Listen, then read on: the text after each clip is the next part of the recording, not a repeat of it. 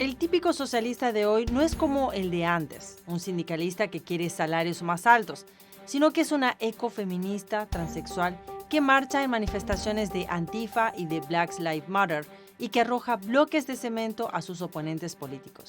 Lo vimos en los disturbios y saqueos que arrasan a Estados Unidos tras el asesinato de George Floyd. ¿Cómo llegamos aquí? Hoy analizaremos qué es el socialismo de identidad y quién es el filósofo detrás de Antifa. Te esperamos.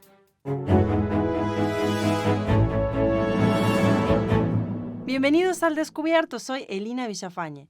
Los movimientos modernos de izquierda como Antifa llevan décadas gestándose. Un filósofo alemán creó su centro operativo en las universidades de Estados Unidos, formando una comuna socialista.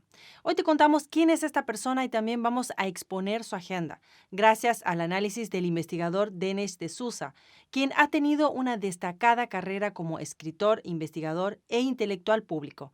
Su nuevo libro es El socialismo de Estados Unidos. ¿Quién está detrás de él?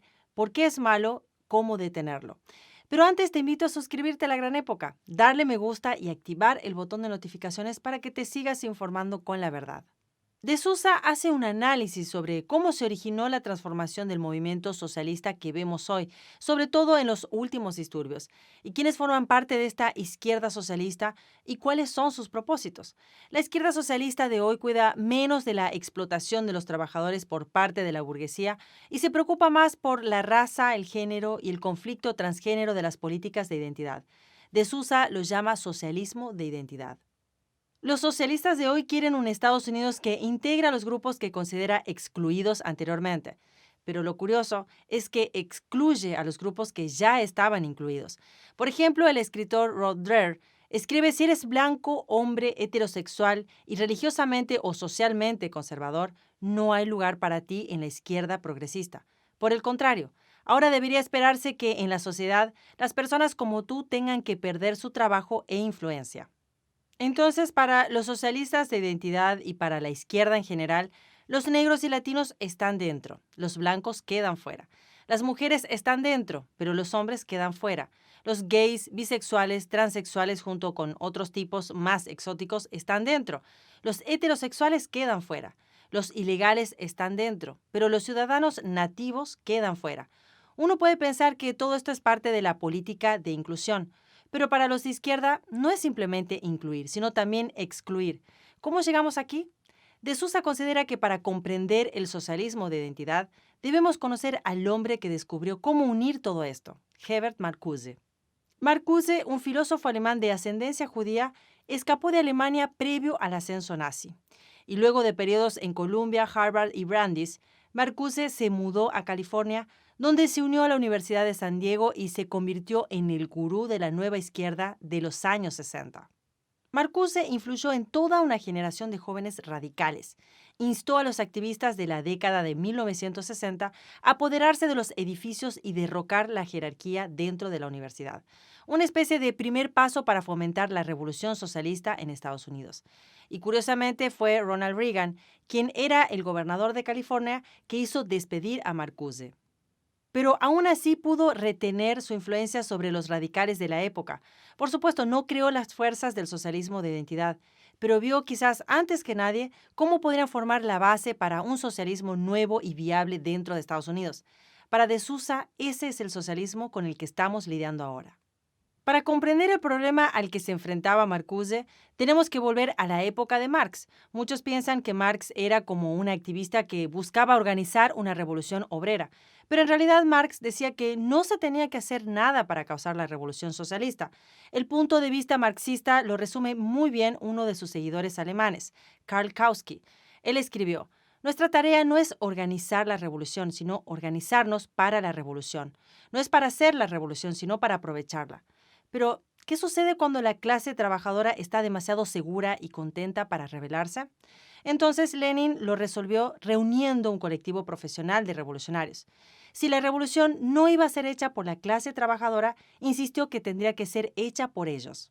Entonces Marcuse pensó que si la clase trabajadora no estaba dispuesta al socialismo, ¿dónde encontrar un nuevo proletariado para lograrlo? Marcuse sabía que los países industrializados modernos como Estados Unidos no podían reunir los tipos de campesinos sin tierra ni los revolucionarios profesionales, tampoco los restos de una sociedad feudal atrasada en los que Lenin confiaba. Entonces, ¿quiénes más podrían servir para agitar al socialismo dentro de Estados Unidos? En este punto, Marcuse identificó qué grupos tenían una antipatía natural hacia el capitalismo. Entonces sabía que podía contar con los artistas e intelectuales bohemios que habían odiado durante mucho tiempo la civilización industrial, en parte porque se consideraban superiores a los empresarios y a los comerciantes. Estos autodenominados marginados eran reclutas naturales. Marcuse los llamó el gran rechazo, el repudio profundo a la sociedad de libre mercado. Pero el problema era que estos bohemios estaban confinados en lugares alejados de la sociedad occidental. Por sí mismos no eran suficientes para organizar una manifestación y mucho menos para hacer una revolución. Así que Marcuse tuvo que buscar más. Tenía que pensar en una forma de incorporar la cultura bohemia a la corriente principal. Debía normalizar a los marginados y convertir a las personas normales en marginados. Entonces comenzó con un grupo de proletarios diferente, los jóvenes de la década de 1960. Aquí finalmente encontró un grupo que podía hacer un movimiento de masas. ¿Pero qué grupo? Afortunadamente Marx no estaba cerca para verlo porque se le hubiese reído.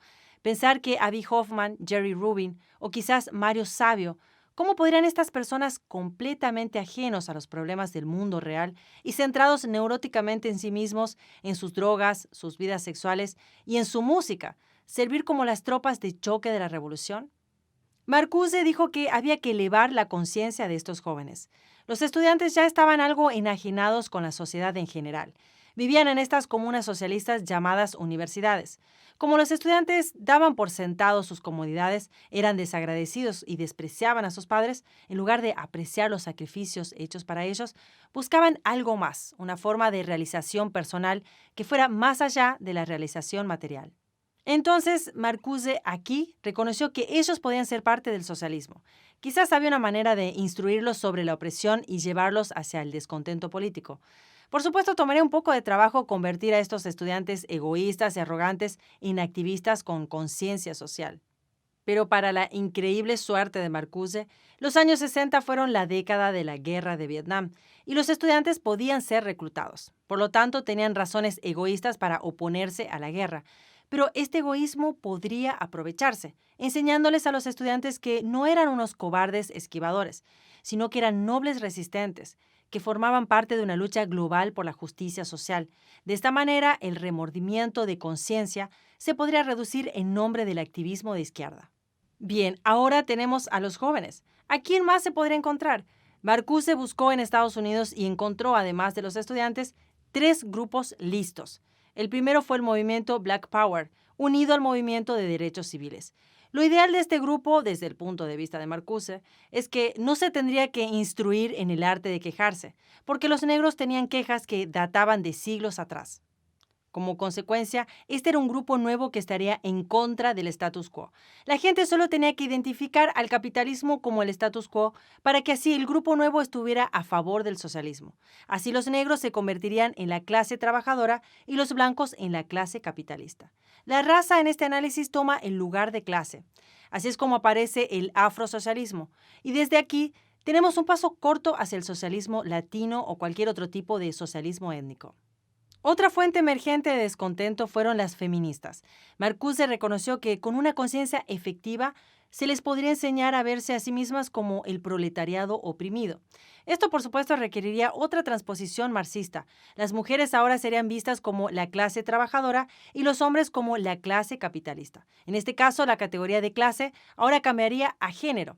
Además, Marcuse veía a la familia heterosexual en sí misma como una expresión de la cultura burguesa, por lo que en su opinión la abolición de la familia ayudaría a acelerar la llegada del socialismo. Marcuse no escribió específicamente sobre homosexuales o transgénero, pero él era más que consciente que la lógica del socialismo de identidad podría extenderse fácilmente a todos estos grupos. Entonces los gays y transgéneros se convirtieron en el nuevo proletariado. Los heterosexuales, incluso las heterosexuales mujeres negras, también pasaron a ser sus opresores. Parece un tema actual, ¿verdad? De Sousa nos invita a mirar las raíces de la interseccionalidad. La interseccionalidad es un enfoque que cree que el género, la etnia, la clase u orientación sexual, etcétera, lejos de ser naturales o biológicas, son construidas y están interrelacionadas. Como sostiene la izquierda, una forma de opresión es buena, pero dos son mejores, y tres o más son aún mejor. Vamos a dar un ejemplo del socialismo de identidad. Un hombre negro o marrón del tercer mundo que quiere ser una mujer y que está tratando de ingresar ilegalmente a otro país porque su país ha sido borrado del mapa por el cambio climático.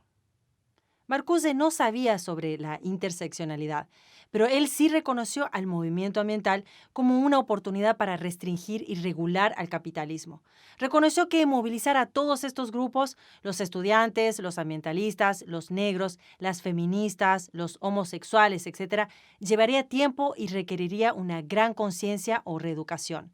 Él veía a la universidad como un lugar ideal para llevar a cabo este proyecto. Es así que él dedicó toda su vida a enseñar y capacitar a una generación de activistas socialistas y de izquierda. Con el tiempo, Marcuse creía que la universidad podría producir un nuevo tipo de cultura, y esa cultura se transformaría en la sociedad en general para infectar los medios de comunicación, las películas e incluso infectar el estilo de vida de los grandes de la clase capitalista. El proyecto de Marcuse de tomar la universidad estadounidense para convertirla en una herramienta de adoctrinamiento socialista no tuvo éxito en su vida. Pero, sin embargo, con el tiempo Marcuse sí tuvo éxito. ¿Y por qué digo esto? Porque la generación activista de la década de los 60 gradualmente se hizo cargo de las universidades de élite. Hoy el adoctrinamiento socialista es la norma en el campus estadounidense. Entonces el sueño de Marcuse se hizo realidad. Y por si no lo sabías, Marcuse es también el filósofo de Antifa. Argumentó en un famoso ensayo llamado Tolerancia Represiva que la tolerancia no es una norma o un derecho que debería extenderse a todas las personas. Sí, la tolerancia es buena, pero no con quien tiene intolerancia. Está perfectamente bien ser intolerante con ellos hasta el punto de interrumpirlos, cerrar sus eventos, evitar que hablen, incluso destruir sus carreras y propiedades.